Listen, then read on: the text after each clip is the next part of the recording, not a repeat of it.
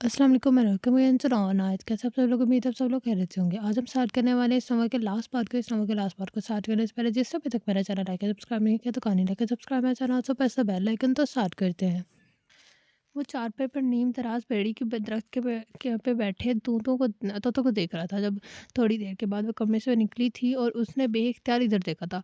सादा सी मैरून कमीज शलवार के ऊपर हम रंग दुपट्टा ओढ़े वो बहुत घबराई हुई लग रही थी। उसकी नज़र उसके सरापे से होती हुई उसके पाँव में उलझी थी। ब्लैक चप्पल में मेहंदी लगे पाँव उसे मिट्टी मिट्टी की किए हुए फर्श पर रखने के लिए ना थे। अस्सलाम वालेकुम फूफा। वो नरमी से नफ्सिया को सलाम कर रही थी जो अपनों और लकड़ियों की आग जलाने के लिए फूंके मार रही थी। और धुआं धुआं की वजह से उसे कुछ नजर ना आया, लेकिन आवाज़ पर वह एकदम उसकी तरफ मुड़ी थी। वालेकुम अस्सलाम मेरी धी, उठ गई? जा शाबाश, मुंह हाथ धो आ, फिर आकर नाश्ता कर, उन्होंने प्यार करते हुए कहा। तो वो गुसल खाने की तरफ आ गई। वह हैरानी से उसे छोटे से गुसल खाने को देख रही थी जो उसके घर से बिल्कुल मुताबिकत नहीं रखता था। एक तो वो पक्का सीमेंट का बना हुआ था जिसके ऊपर सफ़ेदी की गई थी और उसकी छत पर छोटी-सी ब्लू पानी की टैंकी रखी गई थी। अंदर से भी साफ-सुथरा था। साफ तो ख़ैर सारा घर था, लेकिन ये शायद नया था। इसलिए स्काई ब्लू मोड, टब, लोटा सब नया था। वो थोड़ी देर में फ्रेश होकर बाहर आ गई और पप्पो के पास रखी पीढ़ी पर बैठ गई। उसका रुख उमर की तरफ था जो हाथों को तकिए बनाए नीम तराश था। उसकी नज़रें उसके नम से चेहरे की तवाफ कर रही थी। गाँव की इस सुबह में वो निखरा निखरा सा चेहरा उसे किसी और ही दुनिया में ले गया। आजा पुत्र, नाश्ता कर ले, फिर दूध लेने वाली औरत ने आ जाना है तो मुझे उठना पड़ेगा। नफ्सिया की आवाज़ पर उसका दिमाग टूटा और वो उठकर उनके पास ही बैठ गई। इतने अरमान थे तेरी शादी के, पर नसीब ऐसा ही लिखा हुआ था कि कुछ वक्त जैसी बेटी मुझे इस तरह मिलनी थी। पर अब मैंने सोच लिया है जैसे ही तेरी नौकरी लगेगी सारे अजीज़ रिश्तेदारों की दावत करूँगी और अपनी धी को फिर से दुल्हन की तरह सजाऊँगी। इसके लिए खरीदारी करूँगी। अभी तो जल्दी मैं कुछ ना दे सकी। नफ्सिया वो ब्लो वाली देसी घी के पराठे और मज़े और दार ऑमलेट और उनके आगे रखते हुए बोली, मुझे पहले पता होता तो कमेटी वाले पैसों से गुस्लखाना बनवाती, अपनी खुशी के लिए कुछ चीज़ें ले लेती, लेकिन अब थोड़ी देर हो जाएगी। अफ़सोस बोली तो खुश बख्त बोले ना, बिना ना रह सकी। कोई बात नहीं फूफा, ज़रूरत की सारी चीज़ें मेरे पास हैं। वो तो तेरी बात ठीक है, पर मेरे भी तो कुछ अरमान है ना। खैर अब सोना, रब ते इंतज़ाम कर देगा तो नाश्ता कर। वो उमर अब्बास को अक्सर नज़रअंदाज किए आपस में बातें कर रही थी। नाश्ता बहुत मज़े का था और ऊपर से खुशबक ने 2-3 दिनों से ठीक तरह से कुछ खाया भी नहीं था। अब जबकि मुसीबत आके गुज़र चुकी थी तो खौफ जाता रहा। इसलिए अब रग़बत से खाना खा रही थी और फिर फूफा ने उसे इलायची वाली दूध पत्ती देकर उसके जैसे सारी थकन उतार दी। नाश्ता करने के बाद उमर तो कहीं चला गया। वक्फे-वक्फे से दूध लेने वाली औरतें आती रहीं, वो सब उसके शौक से मिल रही थी। उसके सामने किसी ने कोई राय ना दी तो वो तिरानी से उनको देखने लगी। न जाने उनकी टोह लेने की आदत ना थी या फूफा ने कोई बात बना दी थी, लेकिन वो उससे अच्छे तरीके से मिलकर दुआएँ दे रही थी। उसे फ़ारिग बैठना अच्छा ना लगा तो उठकर नाश्ते के बर्तन समेटने लगी। ना, ना मेरा पुत्र, ये तेरा काम नहीं है, मैं कर लूँगी। तू जाके अंदर बैठ आराम कर। फूफो ने उसके हाथ से बर्तन लिए तो वो उनके प्यार से पर शर्मिंदा सी हो गई। फूफो क्या है जो मैंने बर्तन धो लूँ? क्या है जो मैं बर्तन धो लूँ? वो मुस्कुराते हुए उन्हें देखने लगी। इन काले बर्तनों को धोने से तेरे हाथ खराब हो जाएँगे। तेरे सर के साएँ नौकरी मिलेगी तो फिर शहर में ही घर लेगा, उधर तो अपने शौक पूरे करना। आज तो पहले दिन की दुल्हन है, मैं वैसे भी तेरी मेहंदी उतरने तक तुझे हिलने भी नहीं दूँगी। उसके साथ ही उसके सुबह हसबिया पेशानी चूमकर अपने साथ लगा लिया। बस तू खुश रह और हो सके तो मुझे माफ़ कर देना। हम लोग वाक़ई तेरे काबिल ना थे। मैं भाई की मोहब्बत से मजबूर होकर तुझे यहाँ ले आई। लेकिन मेरा उमर तुझे बहुत खुश रखेगा और बहुत अच्छा है। वो बात करते हुए रो भी रही थी। फूफा आप कैसी बातें करती हैं? आपका तो जो भी एहसान है आपने मेरी अम्मी-अब्बू की परेशानी दूर कर दी।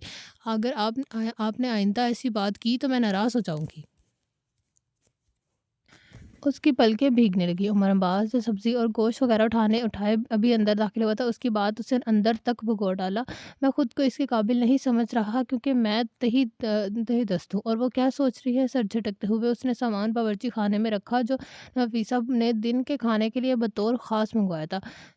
जा तो अंदर जाके बैठ, मैं उमर को भेजती हूँ नफ्सिया की बात पर। उमर मुस्कुरा कर रह गया, "उमर बच्चे तू कहाँ रह गया? जा अंदर खुशबख्त के पास बैठ, उससे बातें कर, बच्चे का दिल बहल जाएगा, उससे पूछ माँ-बाप से मिलने को दिल कर रहा है तो शहर ले जा, नहीं तो एक आध दिन ठहर कर आराम से लेकर जाना।" नफ्सिया की बात पर वो अचानक हो जाता, अंदर की जानिब जाना चल दिया। वो चारपाई पे बैठी अपने हाथों में नज़रें जमाए न जाने क्या देख रही थी। जब वो गला खनकार कर दूसरी चारपाई पे उसके सामने बैठ गया। अम्मी पूछ रही हैं, "आपने आज ही शहर जाना है या एक आध दिन ठहर कर?" बात शुरू करने के लिए उस शुक्र शुक्र है बहाना था। "नहीं, मैं शहर जाना ही नहीं है, मुझे गाँव में ही रहना फूफो के पास।" वह रूठे अंदाज में भी बोली, "लेकिन शादी के बाद सारी लड़की अपने माँ-बाप से मिलने जाती है, आपने क्यों नहीं जाना?" "इसलिए कि मेरा दिल नहीं चाह रहा बस।" वो कतियत से कहकर बाहर देखने लगी। "आप इस फैसले से खुश नहीं हैं? मजबूरन शादी पर रज़ामंदी हुई हैं?" वो बड़े कर्ब से सवाल कर रहा था। "मुझे आपसे शादी के पर कोई एतराज़ नहीं, और आप जो मजबूरी की बात कर रहे हैं, मैं तो लड़की हूँ, मजबूर थी, लेकिन आप तो मर्द थे, फिर क्यों मुझ जैसी लड़की से शादी कर ली? क्यों इनकार ना किया?" उसकी आवाज़ खुद ब खुद उभर गई। "मुझ जैसी लड़की से क्या मतलब है? जिस चीज़ में आपका दोष नहीं, वो तो खुद को क्यों उसका ज़िम्मेदार ठहराती हैं? उसका दिल चाह रहा था उसे बताए कि वो उस जैसी लड़की से बेइंतहा मोहब्बत करता है, प्यार करता है, लेकिन अभी मुनासिब वक़्त ना था। पता नहीं वो उसकी मोहब्बत का यकीन भी कर पाती कि नहीं, अभी तो वो शौक की कैफ़ियत में थी। अच्छा, आप इन सब बातों को छोड़ें, मैं आपके बारे में कुछ बताता हूँ। वैसे तो हम कज़िन्स भी हैं। मैं उसने भी ज़ोर दिया, "लेकिन हमने तो शायद एक-दूसरे को देखा भी नहीं, लेकिन आपका मेरे बारे में जानना ज़रूरी है।" वो जैसे अपने आप से बातें कर रहा था। खुशवक़्त, अल्लाह का शुक्र है हमने ऐसी ज़िंदगी गुज़ारी है कि हमें अब्बू की वफ़ात के बाद भी किसी का मोहताज नहीं होना पड़ा, लेकिन हम उसे आसान ज़िंदगी नहीं भी कह सकते, आज सुबह आपने दूध लेने वाली औरतों को देखा होगा, यही दूध हमारी रोज़ी का वसीला है। अब्बू की वफ़ात के बाद हमारे पास अपना ये कच्चा-पक्का घर और भैंसें थी, और उनके ज़रिए अम्मी ने मुझे और उसका घर सँभाल दिया। मैट्रिक तक तो मैं करीबी कस्बे में तज़रीम तरीम रहा, लेकिन आगे मैंने हॉस्टल में रहकर पढ़ा है। कुछ अम्मी ने कमेटियाँ डाल-डाल कर पैसे इकट्ठे किए, कुछ तरीम बढ़ने पर मैंने ट्यूशन लेना शुरू कर दी। शाम को कोई छोटी-मोटी जॉब भी कर लेता, और इस तरह अपना एमबीए मुकम्मल करने में मैं कामयाब हो सका। उसके एमबीए का सुनकर वो उसे हैरानी से देखने लगी। अब मैं 2-3 जगह अप्लाई किया हुआ है, इंशाल्लाह अम्मी की दुआओं से जल्द ही जॉब मिल जाएगी। मैं आपको आपके म्यार के मुताबिक ज़िंदगी देने की कोशिश करूँगा। वो अपने हाथों को देखते हुए बहुत नरम अंदाज में बोल रहा था, "मैं जानता हूँ आप बहुत नाज़ो-नम में पली हैं, और मैं फ़िलहाल इस पोज़ीशन में नहीं हूँ कि आपको आज़ाइशें मुहैया कर सकूँ।" खुशबख्त इस शख्स को दुःख से देख रही थी। वो खूबसूरत सा शख्स उसके सामने अपनी कम मायके की वजह से शर्मिंदा बैठा था। उसका जी चाहा कि वो ऐसा कुछ कह के वो शर्मिंदगी से बाहर निकले। उमर ने एक जगह वासिफ़ अली को पढ़ा था। मैंने एक जगह वासिफ़ अली को पढ़ा था, तो वो कहते हैं कि रिस्क सिर्फ़ यही नहीं कि जेब में माल हो, बल्कि आँखों की बिनाई भी रिस्क है, दिमाग में सोच रिस्क है, दिल में एहसास रिस्क है, रगों में खून रिस्क है, ये ज़िंदगी एक रिस्क है, सबसे बढ़कर ईमान रिस्क है। और आपको इतना तो यकीन है ना कि ये सारे रिस्क आपके पास मौजूद हैं, तो फिर महरूमी किस बात की? वो बड़े खूबसूरत पैराए में बात कर रही थी, और वो एकटक उसे देख जा रहा था। उसकी स्याह आँखों में अंदर तक झाँक रहा था। वो ना सिर्फ़ खुद खूबसूरत थी, बल्कि खूबसूरत दिल और सोच की भी मालिक थी। जिस तरह आप मेरी मुट्ठी में यकीन के जुगनू थमा रहे हैं, बिल्कुल उसी तरह मैं आपको यकीन दिलाती हूँ कि आपको मुझसे कभी कोई शिकायत ना होगी। उसके लबों पर नरम सी मुस्कुराहट उभरी थी, और वो उस नरमी में डूब के उभरा था। उन लम्हों में ना जाने कौन-सा सहर था कि दोनों को लग रहा था कि वो बिना अमन ही एक-दूसरे के लिए हों, बने ही एक-दूसरे के लिए हों। यही होना था जो अब हुआ है, और होकर रह रहा। शरई रिश्तों में यही तो बरकत होती है, सिर्फ़ सर तस्लीम ख़म करने की ज़रूरत होती है। एक दिन और 2 रातों में खुशबख्त ये भूल गई कि वो शख्स वो कभी खुशबख्त अमान हुआ करती थी। याद रहा तो बस ये कि खुशबख्त अब्बास है, और ये उसे कच्चे घर की मकीन है, जहाँ ये पे रिश्तों का एहतराम है, एहसासात का पास है, जहाँ बर्तरी का जाम नहीं, जहाँ दिलों में नरमियाँ और आंखों में ख्वाब हैं। आज वो इन दोनों के साथ आटे की बोरियों से बने टाट पर बैठी खाना खा रही थी, जो कि तनव्वर और की रोटियों और कीमा मटर के साथ सलाद पर मुश्तमिल था। रात को नफीसा ने खीर बनाकर मट्टी की कटोरी में डालकर बाहर रखती थी, जो अब बिल्कुल ऐसी ही ठंडी थी जैसे फ्रीज़र से निकाली हो। पास ही कोड़े पानी का मटका पड़ा था, जिसमें ठंडा और मीठा पानी था। खुशबख्त बड़े बहुत मज़े से खा रही थी। उन तीनों को लग रहा था कि ज़िंदगी हमेशा से ऐसी है, वो हमेशा साथ रहे हैं। उमर मुसलसल उसको अपनी नज़रों के हिसार में लिए हुए था। वो उसकी उठती गिरती पलकों की घनेरी छाँव में देख रहा था। नाक की चमकती कोमल को खूबसूरत होंठों वाले छोटे से दहाने को, मेहंदी लगे हाथों को, नवाला तोड़ते और सबसे बढ़कर उसके बालों की झूलती लट को देख रहा था। वो उसकी नज़रों से गुलाबी हो रही थी। बड़े खुशगवार माहौल में खाना खत्म हो गया जब दरवाजे पर दस्तक हुई। उमर उठ कर दरवाज़ा खोलने लग गया और फिर नफीसा और खुशबक के मुंतज़िर नज़रों ने अमान अहमद और हीला बेगम को लदे फंदे अंदर दाखिल होते देखा। खुशी से पहले नफीसा ने आगे बढ़कर उनका खैर मुकदम किया। अमान साहब तो बड़ी खुशी से मिले, लेकिन रहीला ने खुद से सिर्फ हाथ मिलाने पर इत्तफाक किया और खुशबक से मिलने लगी। उमर खामोशी से एक तरफ बैठ गया। नफीसा उनसे खाने का पूछने लगी। नहीं नफीसा, रहने दो, हमने रास्ते में बर्गर खा लिया था, उनमें इनमें तुम लोगों के लिए भी है। उन्होंने शॉपर्स की तरफ इशारा किया जो साथ लाई थी। राहीला तन से अतराफ़ का जायज़ा लेने लगी। नफ़ीसा, तुम कोई भी तकलीफ़ रहने दो, बस खुशी से मिलने को दिल चाह रहा था, इसको देख लिया तो सुकून आ गया। अमान साहब ने प्यार से अपनी बेटी को देखा जो बहुत पुरसुकून नज़र आ रही थी। नहीं अमान, हमने अपनी बेटी को सिर्फ़ देखने नहीं, लेने भी आए हैं और ये कुछ दिन वहीं रहेगी हमारे पास। इस तरह अमान तुम लोगों के लिए घर देखेंगे। तुम्हारे शहर में शिफ्ट होने पर बहुत खुशबख्त घर आ जाएगी। हम लोग सामान वगैरह भी इसलिए नहीं लाए, वहीं शहर वाले मकान में रहेंगे जो खुशबख्त को हम जहेज़ में देंगे। क्यों मेरी खुशी इस कच्चे गंदे में नहीं रह सकती। हीरा बेगम का लहजा था क्या सांप की फंकार थी जिसे उमर अब्बास की अना को डसा था। बहुत बहुत शुक्रिया अम्मी, आप बेशक खुशबख्त को ले जाएं, आपकी बेटी है, कुछ दिन आपके पास रहने रहेगी, इसे इजाज़त दे देता हूँ। उसमें ने मैं और इजाज़त पर बहुत ज़ोर दिया। लेकिन मकान की ज़रूरत नहीं, खुशी मेरी बीवी है, मेरी जिम्मेदारी, और मैं अपनी जिम्मेदारी पूरी करना ज़रूर जानता हूँ। और आप भी ये बात अच्छी तरह जहन में बिठा लें कि शादी के बाद लड़कियाँ अपने वालिदैन के घर नहीं, अपने शौहर के घर में रहती है। उसने अपनी माँ के साथ को भी ज़ुबान दी थी। अमान साहब खुद भी आज रहीला के हमनवा थे। खुशबख्त मेरी बेटी है, इसलिए चले जाने के लिए मुझे तुम्हारी इजाज़त की ज़रूरत नहीं, और ना ही हम जहेज़ तुमसे पूछ कर देंगे। हमारी मजबूरी से फ़ायदा उठाकर तुम खुद को तरहम खान मुझे समझने लगे हो, या खुशबख्त जैसी लड़की को पाकर होश ठिकाने नहीं रहे। रहीला को उनकी गुस्ताखी नागवार गुजरी थी। मामी, मजबूरी और फ़ायदे की बात तो जाने ही दें, लेकिन अब जो भी है खुशबख्त मेरी बीवी है। अगर तेरी इजाज़त के बगैर जाना चाहे तो उसकी मर्ज़ी है। राहीला की रौनक से वो गुस्से से सर पड़ गया। देख रहे हैं हमारे किस तरह बात कर रहा है। नफीसा भी अपने गुस्ताख बेटे को चुप नहीं करा रही। तुम्हें क्या सांप सूंघ गया है? चलो मेरे साथ, कैसे मुश्किल से ये 2 दिन गुजारे होंगे इन छोटे लोगों को छोटी सोच के साथ। रहीला ने एकदम अपना रुख खुशबख्त की तरफ किया, और वो जो हमेशा की तरह माँ के सामने मखलूब खड़ी थी चौंक गई। उसकी नज़रें उमर अब्बास की तरफ उठी, और फिर जैसे ही वो कैसी ट्रांस से बाहर आ गई, वो हौले हौले कदम उठाते हुए उसके सामने जा खड़ी हुई। फिर उसने अजीब ही हरकत की जिसने सबको हैरान कर दिया। वो हाथ जोड़े उमर के सामने खड़ी हो गई। उमर प्लीज़ मुझे बचा लें, मुझे माँ से बचा लें, उनका गुरूर और तकब्बुर मुझे बर्बाद कर देगा। उमर खामोश खड़ा रहा तो भागते हुए कमरे से निकली और दूसरे कमरे में जाकर बंद हो गई। अम्मी, आप जाकर खुशबख्त को देखें, जब तक मैं उन मेहमानों से बात करता हूँ। नफीसा उसकी बात पूरी होने से पहले चलेगी। मामी, मेरी एक गुजारिश है आपसे कि खुदारा अपनी बेटी की ज़िंदगी में इतना दखल ना दें जो उसे नफसियाती मरीज़ बना दे। और मामू जान, आप भी कुछ होश से काम लें। सारी ज़िंदगी हो गई है बीवी के मानते-मानते, कभी अपनी भी बनवाएँ होती तो ये नौबत ना आती। अब वो अपना गुस्सा तंज़ की ज़रूरत में निकाल रहा था।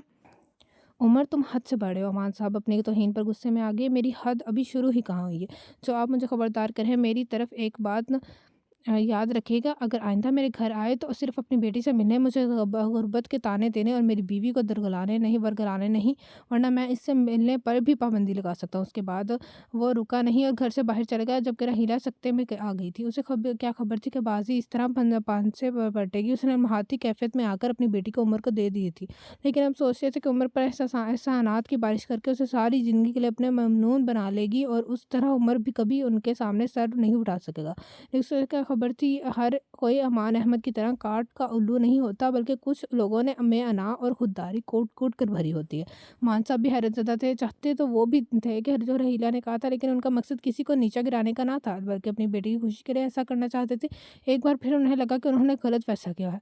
जो लोग सारी ज़िंदगी दूसरों के फैसले पर इन्हिसार करते हैं, वो कभी साबित कदम नहीं रहते। आहिस्ता-आहिस्ता उनकी सारी सोचें और सलाहियतें दूसरों पर इन्हिसार करते-करते मफलूज होकर रह जाती है।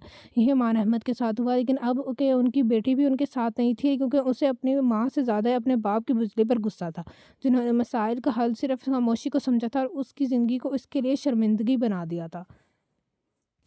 शाम ढले जब पंछी अपने घोंसलों को लौटने लगे तो शाम के ढलने लगे में उमर भी अपने घर की तरफ चल दिया। दोपहर से वो इधर-उधर बिला मकसद ही चक्कर लगा रहा था। उसे बार-बार अमामी की तौहीन आमेज़ बातें याद आ रही थी, और कुछ वक़्त का हाथ छोड़ना, सहमे हुए कमरे में भागकर जाना सब याद कर के उसे बहुत दुख हो रहा था। कितना खुश कौन का एहसास कितना खुश कौन एहसास था जब हम लोग खाना खा रहे थे और मामी ने आकर जैसे सारा तलस्सुम ही तोड़ दिया। जिनकी एक मर्तबा भी मस्तरब हो गई, उन ही सोचों में वो घर में दाखिल हुआ तो नफीसा दूध लेने वाली औरतों के पास बैठी थी और सलाम करता कमरे की जानिब चल दिया। नफीसा ने बड़ी गहरी नज़रों से बेटे को देखा, जिसे पाँच जांच रही हो कि गुस्सा उतराया या नहीं। जब वो कमरे में दाखिल हुआ तो खुशबख्त चारपाई पे लेटी छत को घूरे जा रही थी। उमर ने समतवजा करने के लिए सलाम किया तो वो चौंक कर उठी और सलाम का जवाब देते हुए अपना दुपट्टा दुरुस्त करने लगी। उमर बहुत थके थके अंदाज में उसके पास ही चारपाई पे बैठ गया और गौर से उसे देखने लगा। ऐसा लग रहा था जैसे वो रोती रही हो। घनी पलकें बल्ब की मदगूस की सी रोशनी में भी नमी की वजह से चमक रही थी। रोने से मसाइल हल हो जाते हैं क्या? उमर ने नरमी से उसके गिर्द बाजू का हिसार बनाते हुए कहा पूछा। आप मुझे छोड़कर कहाँ चले गए थे? पलकों के साथ-साथ आवाज़ में भी नमी रची थी। तुमको छोड़कर कहाँ जाऊँगा? बस ऐसे ही मुझे मम्मी की बातों पर गुस्सा आ गया तो मैंने सोचा यहाँ ठहरा तो खुद को बदतमीज़ी करने से रोक नहीं पाऊँगा।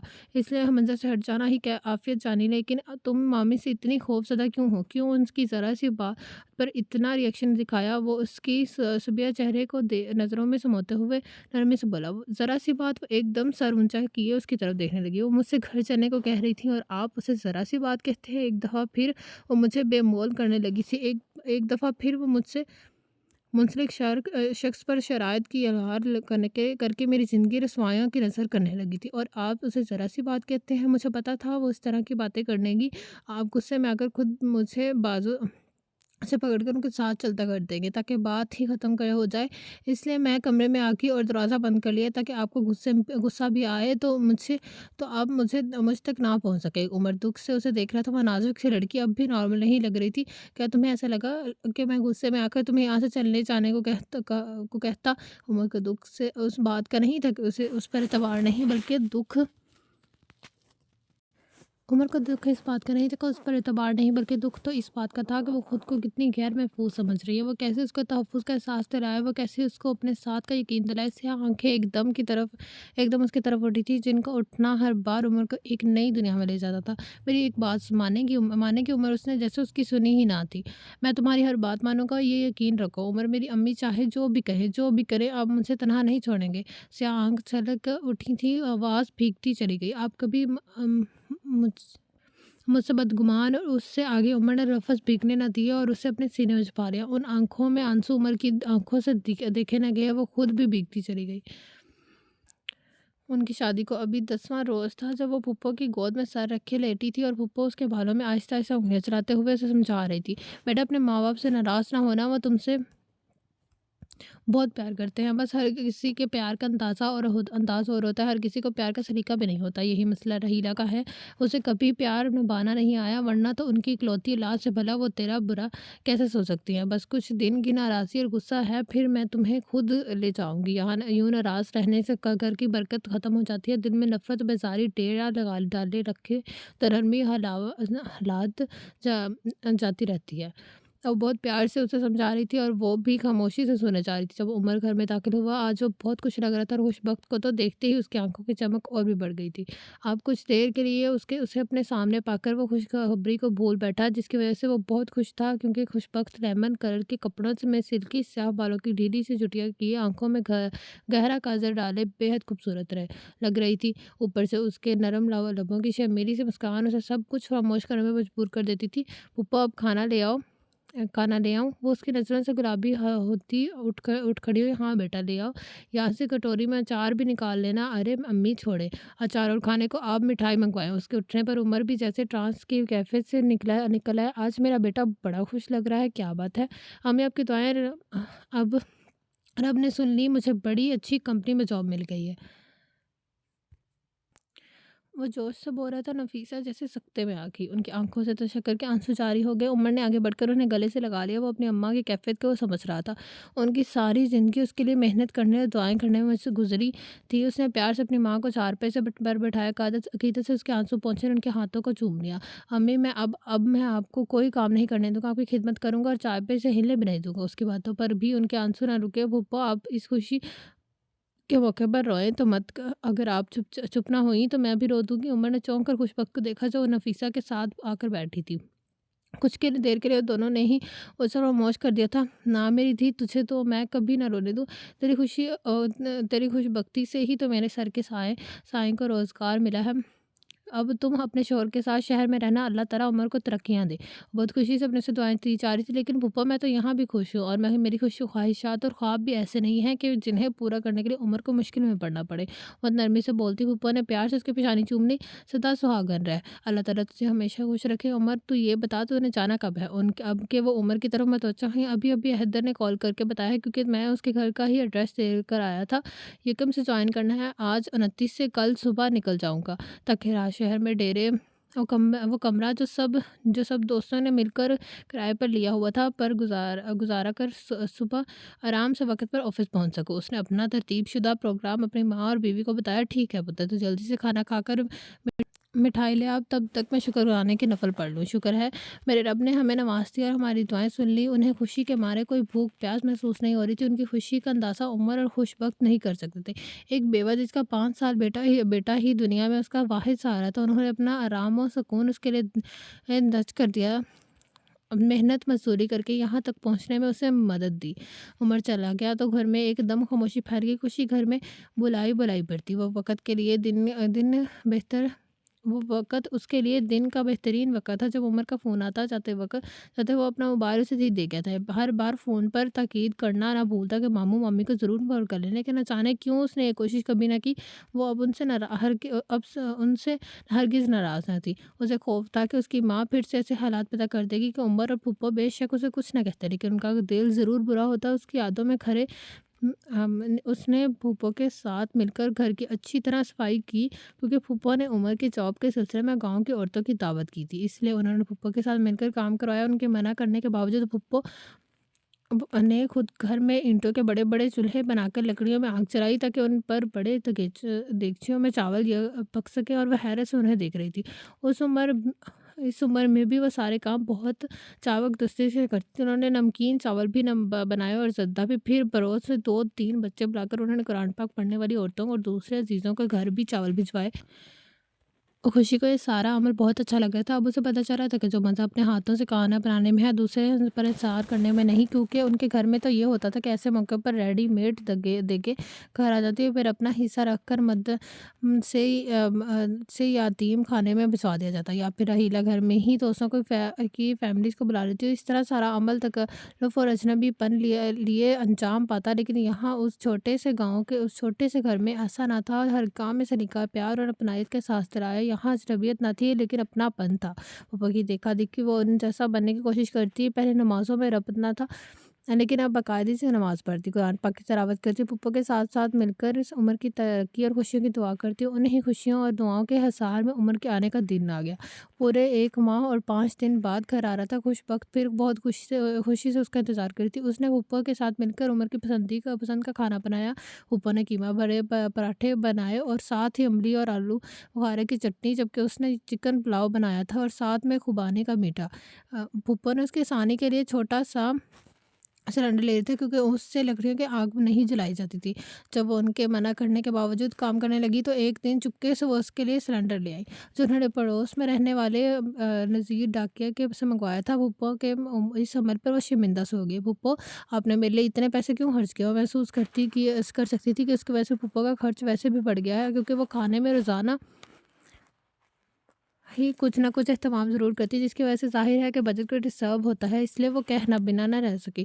तुझे क्या खबर बेटा, तेरे लिए खर्च करके मुझे कितनी खुशी होती है। तो पैसों की फ़िक्र ना किया कर, क्योंकि पहले तो मैं इसके लिए खींच तान के गुजारा करती थी कि उम्र की पढ़ाई और हॉस्टल का खर्च पूरा होता है, और अब ऐसा नहीं हो करता करना पड़ता। सिर्फ खाने पीने का खर्च है, दूध इतना ज़्यादा है, हम माँ बेटी खा खुला डुला गुजारा कर सकती हैं। और तू, वह तो वैसे भी भागों वाली है। जब से घर में पैर डाले हैं, हर तरफ खुशहाली बरकत आ गई है। पहले ये जो बूढ़ी भैंस है, ये थोड़ी बीमार रहती थी और कम दूध देती थी, लेकिन तेरे आने से ऐसी चंकी भली हो गई है कि पूरे 3 किलो दूध बढ़ गया है। वो तो फिर तेरे रिस्क का तो अल्लाह ताला ने इंतज़ाम कर दिया है, ऊपर से तेरे सर के साईं को नौकरी मिल गई। अब हमें भला क्या चाहिए? तो इस तरह छोटी-छोटी बातों पर फ़िक्रमंद ना हुआ कर। उन्होंने उसकी पेशानी चूमते हुए कहा, तो वो उनके प्यार और सादगी पर मुस्कुराती। चावलों को दम देने के बाद वो एकदम उठ खड़ी हुई। आज शादी के बाद आज शादी के बाद मैं पहले दफ़ा फूफा के कहे बगैर मैं पहले बहुत दिल लगा के तैयार हुई थी। लायला रॉयल ब्लू मकेश वाले शिफॉन के सूट में वो बहुत प्यारी लग रही थी। तकरीबन दोपहर के 2 बजे तक उमर को आना था। वो फूफा के साथ बैठी इसका इंतज़ार की जब उसके ज़ोरदार इस्लाम ने उनको दोनों में खुशी की लहर दुरा दी। ब्राउन रंग की कमीज़ शलवार में, हाथ में बैग था में वो सरशार से उसके सामने आता फूफा उसके सामने झुक गई। और वो फूफा के सामने झुक गया। वो भी आबीदा होके उसे गले लगाए। कितनी देर दुआएँ देती रही। खुशी जल्दी से गई और शिकंजी बना के ले आई। उमर ने बड़े प्यार से उसको देखा जो ब्लू कपड़ों में बहुत जच रही थी। और आज हैरानी की बात ये थी कि उसे शॉप में शॉकिंग रेड लिपस्टिक भी लगाई हुई थी। स्याह आँखों में गहरा काजल वो सीधी दिल में उतरी जा रही थी। अच्छी तो पहले भी लगती थी लेकिन आज तो हद से ज़्यादा अच्छी लग रही थी। शायद उसकी वजह ये थी कि वो उसे बहुत दिनों बाद देख रहा था। वैसे भी जब उसको आपको ये एहसास हुआ हो कि कोई आपके लिए सजा संवरा है तो अपनी अहमियत का एहसास कुछ ज़्यादा ही हो जाता है। उसकी तैयारी को देख कर वो अंदर तक पुरसकून हो गया था। उमर पुत्र तुम मुँह हाथ धो ले, मैं खाना लाती हूँ। अरे नहीं, आप इधर ही बैठे। पप्पो के उठने के पहले ही वो उमर ने उसे बिठाया। पहले ये तो देख लें कि मैं आपके लिए अपनी पहली तनख्वाह से क्या लाया हूँ। वो शौक से बैग खोलने लगा। उमर, आप थके हुए होंगे, पहले खाना खा लें, आराम करें, फिर देख लेंगे। कुछ वक्त थी कहे बिना रह सके। उमर से गहरी नज़र से देख रहा था। अम्मी की मौजूदगी में एक ना कह सका कि तुम्हारी एक नज़र पड़ने की देर होती है और फिर थकन खुद ब खुद ख़त्म हो जाती है। और सर झटकते बैग से चीज़ें निकालने लगा। फिर उसने एक साथ 3 खूबसूरत और नफीस से रंगों के सूट और एक ऑफ वाइट बड़ी सी कढ़ाई वाली चादर अम्मी की गोद में रख दी।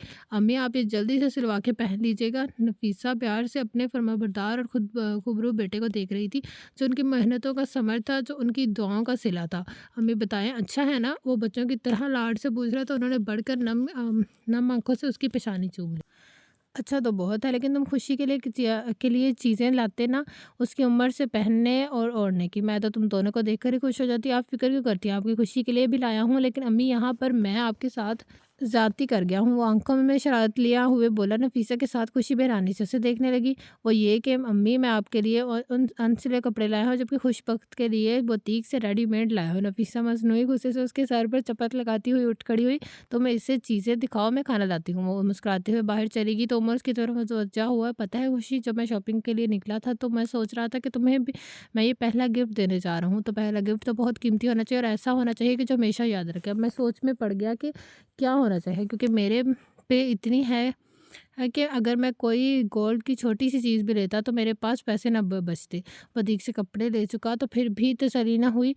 उसने बहुत सारी सी 3 सूट उसकी गोद में रखे। फिर उसने बानो कच्चिया की मोम की गलियाँ और लगन अपनी-अपनी ऐन उसकी ज़ौक-ज़म के मुताबिक किताबें उसके सामने रखी जबकि वो उसे देखे जा रही थी। उसका अपना था, ये यादगार तोहफ़े तो ना हुए जो तुम्हें याद रहें कि ये उमर ने मुझे पहली बार दिया था, इसलिए मैं तुम्हारे लिए ये लाया।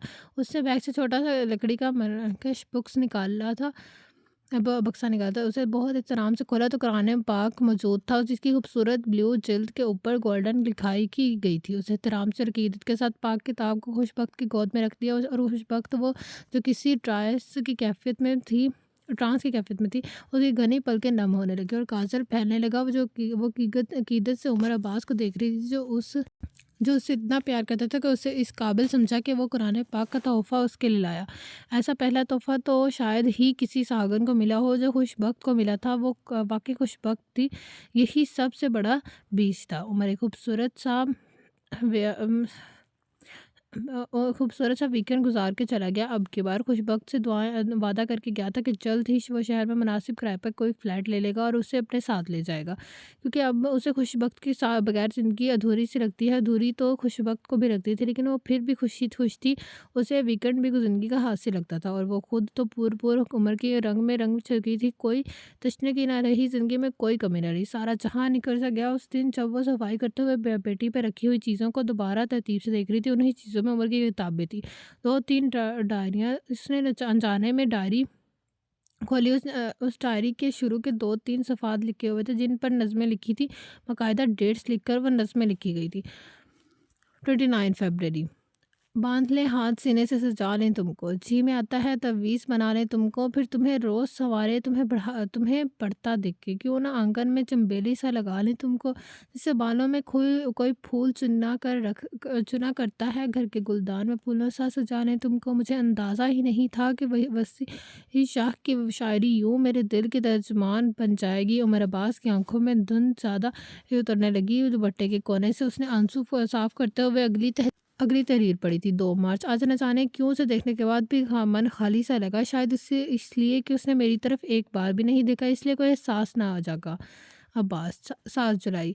बी की आंखों वाली लड़की मेरी तरफ देखती है तो मन में जल थल कर जाती है, मुझको तो पागल कर जाती है। न जाने क्यों वो कुछ उदास थी, न जाने क्यों, काश मैं उसकी उदासी दूर कर सकता। हमारा अब्बास खुशबख्त को लग रहा था उसका दिल बंद हो जाएगा, लेकिन अभी अभी तरकश का आखिरी तीर बाकी था। 20 नवंबर। मैंने देखा था इन दिनों में उसे, जब वो खुलते गुलाब जैसा था, उसकी पलकों से नींद चमकती थी, उसका लहजा शराब जैसा था, उसकी जुल्फ़ों से भीगती थी घटा, उसका रुख महताब जैसा था। लोग पढ़ते थे खाले खुदा उसके, वो अदब की किताब जैसा था, बोलता था ज़ुबान खुशबू की, लोग सुनते थे धड़कनों में उससे। ये हकीकत है कि वो ख्वाब था, वो ये ख्वाब है कि हकीकत था वो।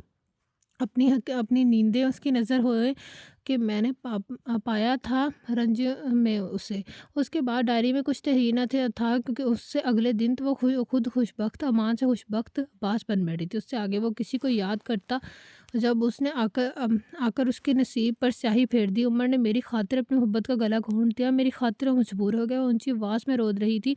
उमर उसे और भी ऊंचे सिंहासन से पर बैठा बैठा नजर आ रहा था। मैं उमर की ज़िंदगी से निकल जाऊंगी, मैं अपनी नहुसत के साए अब मज़ीद उस पर नहीं पड़ने दूंगी। उन्हीं सोचों में घर पे वो न जाने क्या क्या प्लान बनाने लगी। अजीब खामोश सी शाम थी। वो बावर्ची खाने के दरवाजे में चौकी पर मुर्गों के डब्बे पर नजरें जमाए बैठी थी, जहाँ मुर्गी अपने बच्चों को परों में छुपाए बैठी थी। फुप्पो भैंसों को दूध दे रही थी। वो 2-3 औरतें बेली के नीचे बिछी चारपाई पर बैठी अपनी भारी का इंतजार की थी। सारा मंजर पुराना था, लेकिन उसे सब कुछ अजनबी अजनबी से लग रहा था। कुछ भी तो अपना ना था। वो तो किसी और के हक पर डाका डाले बैठी थी, तो फिर कैसे अपना पन महसूस होता। आंसू खुद ब खुद आंखों से लड़के और घुटनों पर रुके हाथों पर फिसलते चलेगी। आज मेरी धी बड़ी चुप-चुप है। पुत्री तबीयत तो ठीक है ना? फूफो ने फ़िक्रमंदी से पूछा था। शाम के धुंध लगे में या अपनी मसरूफ़ियत में फूफो कि उसके आंसू ना देख सकी। बस फूफो, सर में दर्द हो रहा है। आंसू की दमी ने फूफो को चौंका दिया। खुशी, मेरी जान क्या हुआ जो तू रो रही है? फूफो ने एकदम बल्ब जलाया और उसका चेहरा अपने हाथों में समोते हुए पूछा। बस फूफो, ऐसे ही बाबा याद आ रहे थे। बहाना तो बनाना था। उन्होंने प्यार से उसको अपने साथ लगा लिया। ना मेरा पुत्र शाम वेले इस तरह रोते नहीं हैं।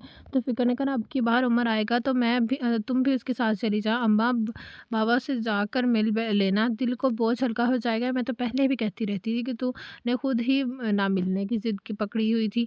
चल अब चुप कर, मैं तुझे देसी घी का पराठा बना दूँ। मुसव्वर की दाल के साथ बड़ा मज़े का लगता है। फूफो ने उसका ध्यान बटाने के लिए कहा, लेकिन उसका ध्यान तो खुद ब खुद ही भट गया। उमर का ज़ोरदार सलाम दोनों का ध्यान हटाने के काफ़ी था। वह हैरानी से उसे अपने सामने देख रही थी, जो शरारत से उसे दोनों को देख रहा था, जैसे पूछ रहा है कैसा लगा मेरा सरप्राइज़। लेकिन उसे महसूस किया कि उसका सरप्राइज़ तो सिर्फ अम्मी को ही अच्छा लगा, क्योंकि खुशी ने तो शायद उसके सलाम का जवाब भी ना दिया था। करीब आने पर वो उसके पलकों को नम कर देखकर बेचैन सा हो गया। हमें कह रहे थे खुशबख्त क्यों रो रही है? वो देख खुशबख्त को रहा था और पूछ नफीसा से रहा था। हाँ हाँ, सब कह रहे थे, बस अमान भाई की याद आ रही है तो रोने लगी। मैंने कहा चुप कर, अब की बार उमर तुझे अपने साथ ले जाएगा, और देख अल्लाह ताला तुझे लंबी हयाती दे। तू आज ही उसी वक्त आ गया। मेरी धी उठ, मुंह हाथ धो। शोहर लंबे सफ़र से थका हारा लौटा है, उस तरह मुंह बसोर कर नहीं मिलते, गुनाह मिलता है।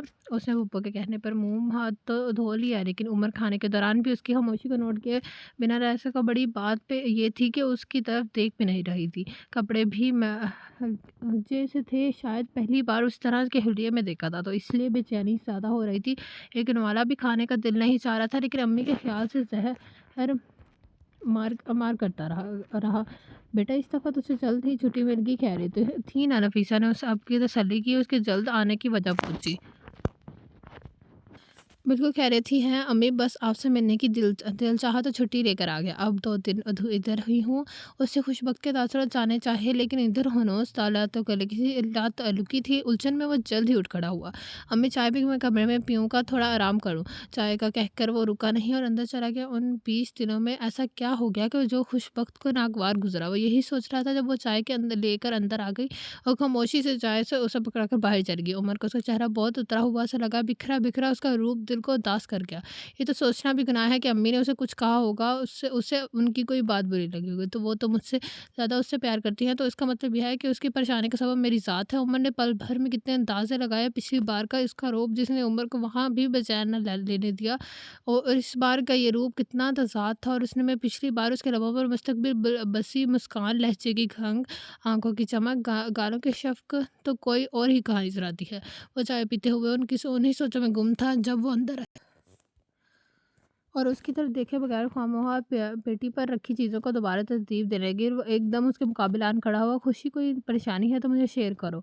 नहीं क्यों नहीं कर लेती? क्या मेरा हमारा रिश्ता इस बात का मतलब काजी नहीं है कि हम सब कुछ एक दूसरे से शेयर करें? उमर ने उसके साथ अपने हाथों में लेते हुए कहा, उमर, मुझे घर जाना है। वो हाथ छुड़ाते हुए बेरुखी से बोली, यानी अम्मी अब्बू के घर? उमर ने उसकी तस्सी की, सही किया, ये तो परेशानी वाली कोई बात नहीं, मैं कल ही तुम्हें लेकर जाऊंगा। वो उसका रवैया और मुसलसल नज़रअंदाज कर रहा था। लेकिन मैं हमेशा हमेशा के लिए जाना की बात कर रही हूँ, आप मुझे छोड़ दें, मुझे आपके साथ नहीं रहना। अल्फाज क्या थे, थकते अंगारे थे जिन्होंने उमर के अब्बास की रूह तक झलसा रखे थे। कुछ पल तो वो एकटक उसे देखा गया, कितनी अजियत और दुख भरी नजर थी उमर अब्बास के लिए। लेकिन वो क्या करती?